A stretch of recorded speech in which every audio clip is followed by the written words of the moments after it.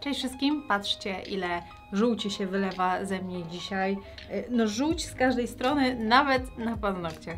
Robiłam już takie wyzwanie, które zapoczątkowała Draw with Waffles, gdzie wybierałam jeden kolor i wybierałam też wszystkie przybory, jakie miałam w danym kolorze i musiałam za ich pomocą stworzyć rysunek. I teraz robię to ponownie, tylko z innym kolorem.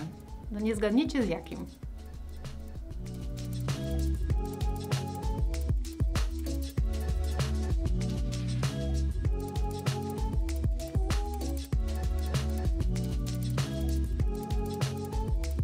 W poprzednim przypadku było o tyle łatwiej, że wybrałam kolor morski, wobec czego nie miałam zbyt wielu przyborów w tym konkretnym kolorze. Żółty natomiast jest barwą podstawową, wobec czego w każdej szanującej się palecie są co najmniej 2 sztuki żółtego, jak nie więcej, wobec czego automatycznie będę miała trylion więcej przyborów do wykorzystania. To na pewno będzie dla mnie o wiele trudniejsze zadanie, żeby zmieścić je wszystkie na jednym obrazku i przy okazji pilnować, żeby obrazek się nie zlał w taką jedną wielką ciapkę. A jakby tego było mało, to postanowiłam, że nie będę w ogóle używać czarnego cienkopisu, sama żółć, tylko żółć. Spokojnie, ja mam plan, żeby nie wyszła z tego ciapcia rapcia.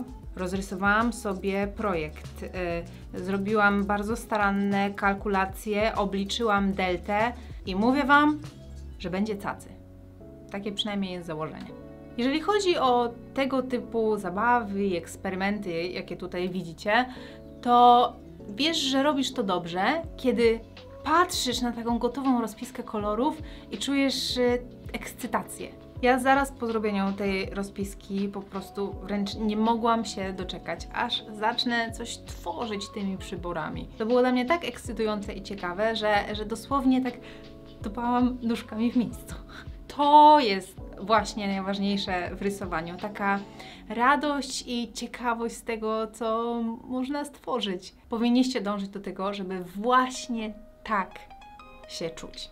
Żółty to jest taki przyjemny i ciepły kolor i pierwsze skojarzenie, jakie mam na temat tego koloru, no to oczywiście słońce. W związku z czym od razu pojawiają się takie wspomnienia związane z relaksem, z odpoczynkiem, z taką radością, takiego szczęścia w najczystszej postaci.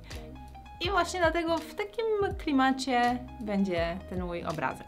Bardzo lubię tworzyć prace wielowarstwowe, czyli rysować poszczególne elementy osobno, potem wycinać je i naklejać razem. W ten sposób część elementów odstaje, rzucać je na inne i widać, że jedne są na wierzchu, inne są pod spodem i to daje taki naprawdę bardzo, bardzo ciekawy efekt. Ale z drugiej strony tworzenie takiej kompozycji jest bardzo czasochłonne, dlatego nie robię tego jakoś zbyt często. Tutaj jednak ta technika bardzo mi się przyda, ponieważ w ten sposób będzie mi o wiele łatwiej ogarnąć tą ilość przyborów. Wybieram po kilka do każdego elementu, więc dzielę sobie je na takie grupki i używam je po kolei. Dzięki temu łatwiej mi się połapać w odcieniach i też kontrolować, które z nich już zostały wykorzystane, a które nie. Jak widzicie, do obrysu postaci użyłam złotej kredki, która jest w miarę ciemna, a resztę kolorów wybrałam tak, żeby mieć pewność, że to właśnie postać będzie skupiała całą uwagę, ponieważ ona jest w centralnej części rysunku i właśnie na tym mi zależy. Uznałam, że też świetnym pomysłem będzie, jeżeli jej spódnica będzie wykonana z brokatowej taśmy klejącej, bo wtedy to już w ogóle będzie bardzo się rzucała w oczy. Zawsze jak zaczynam tworzyć rysunek, to już na etapie planowania tego, jak to ma wyglądać, zastanawiam się, który obiekt ma przyciągać najbardziej uwagę. Jeżeli nic nie będzie się wyróżniało, to jest bardzo duża szansa, że ten rysunek będzie taki nijaki, mało interesujący. Albo, co gorsza, nie będę miała w ogóle kontroli nad tym, co tą uwagę przykuje. A co jeżeli to będzie jakaś część obrazka, która mi nie wyszła? To tego nie chcemy. Lepiej odciągnąć od tego elementu uwagę jakąś inną rzeczą. Tylko jak to zrobić? Ja mam na to parę sposobów. Tak jak tutaj do głównego elementu dodałam coś błyszczącego, ale można też zastosować po prostu jakiś wyróżniający się kolor. Można też bawić się nasyceniem albo ciemnością, czy tudzież jasnością. Mam na myśli, że nie wiem, postać jest jasna, tło jest ciemne.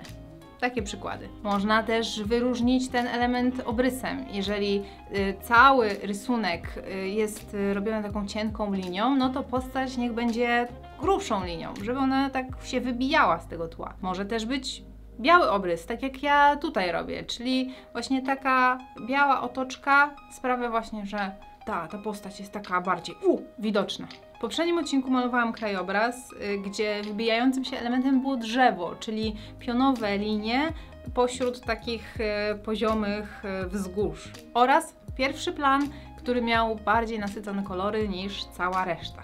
Następnym razem, jak zobaczycie czyjąś pracę, to zastanówcie się nad tym, co przyciągnęło Wasz wzrok i czemu. Myślę, że to może być takie pouczające ćwiczenie. Po użyciu każdej grupki przyborów patrzę dokładnie, które to były i zaznaczam je ptaszkiem na kartce. Traktuję to wyzwanie bardzo poważnie, w związku z czym nie mogę pominąć nawet jednej małej kredeczki i dlatego jestem bardzo sumienna w tym moim zaznaczaniu. Swoją drogą taka organizacja i uporządkowanie są naprawdę przyjemne. Ja w ogóle zawsze lubiłam robić jakieś listy i sobie odhaczać, co już zostało zrobione, co zostało, nie wiem, spakowane i tak dalej. Ogólnie nie przeszkadza mi bałagan w moim życiu codziennym, ale jeśli chodzi o pracę, to lubię mieć wszystko bardzo ładnie uporządkowane. Tak więc w pracy mam mnóstwo karteczek poprzypinanych w różne miejsca, na których jest napisane, co muszę zrobić. W rysowaniu sobie rozplanowuję, jak ma wyglądać cała ta kompozycja, obrazek i tak dalej. A w tym czasie obok mojego łóżka piętrzą się ciuchy, które zostały tam porzucone. W zlewie kwitnie już góra naczyń. A jak już się z kimś umawiam, to na ostatnią chwilę, ponieważ nie jestem w stanie stworzyć swojego planu dnia na 24 godziny do przodu. Jak żyć? Pytam się. Jak żyć? Myślę, że to dlatego, że mam tą świadomość, iż życie potrafi zmieniać swoje tory w najmniej spodziewanym momencie, w związku z czym nie ma sensu poświęcać jakiejś swojej uwagi i energii na planowanie, jak za chwilę ten plan można wyrzucić do kosza. Tak samo jest z poświęcaniem czasu na sprzątanie po sobie każdej drobnej rzeczy. Ja wychodzę z założenia, że muszę się najpierw uzbierać i ja dopiero wtedy się za to zabiorę, wtedy to posprzątam. Albo na przykład jak mam taki przypływ inspiracji, że ja muszę mieć porządek w domu i to musi być teraz, no to okej, ja sobie wtedy sprzątam. Ale tak to, żeby poświęcać te moje cenne minuty na zanoszenie naczyń do zlewu, do zmywarki, czy coś. No nie, to po prostu nie jest dla mnie. Wolę sobie tak żyć na luzie. Gdybym ja czuła taki wewnętrzny przymus, że wszystko wokół mnie musi być idealnie czyste i musi błyszczeć, to wydaje mi się, że to by mi zabiło taką radochę z codzienności.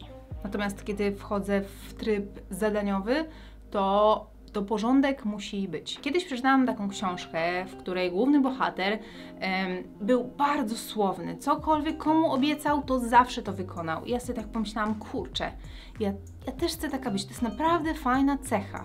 Ten mój tryb zadaniowy ma z tym właśnie związek, ponieważ jeżeli wiem, że ktoś czegoś ode mnie oczekuje, że zobowiązałam się coś zrobić, to pilnuję tego, żeby z niczym się nie potknąć, żeby o wszystkim pamiętać. I dlatego mam te wszystkie moje karteczki z przypominaniem, żebym żadnego zadania nie zawaliła i kogoś nie zawiodła. A jak Wy podchodzicie do życia?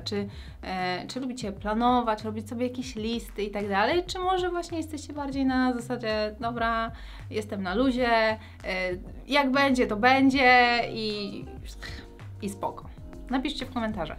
Proszę bardzo, tutaj mam rozpiskę i widać czarno na białym, że wszystkie te przybory zostały wykorzystane. Wszystkie są obtaszkowane. Czek, misja wykonana i zakończona według mnie sukcesem. Jej!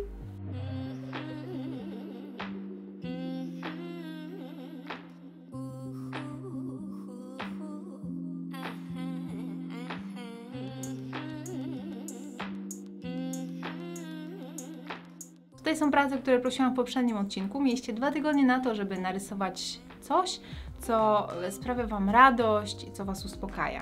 W następnego odcinka chciałabym, żebyście narysowali coś w jednym kolorze, czyli wykorzystali wszystkie przybory, jakie macie w tym danym jednym kolorze. Ja wiem, że już o to Was prosiłam, ale myślę, że jeżeli spróbujecie tego samego, tylko właśnie już z innym kolorem, to wciąż może to być naprawdę fajna zabawa. Te obrazki wysyłajcie na olsikowa@gmail.com, nie zapomnijcie się podpisać, a my widzimy się za tydzień w czwartek o 17:45. Trzymajcie się i pa.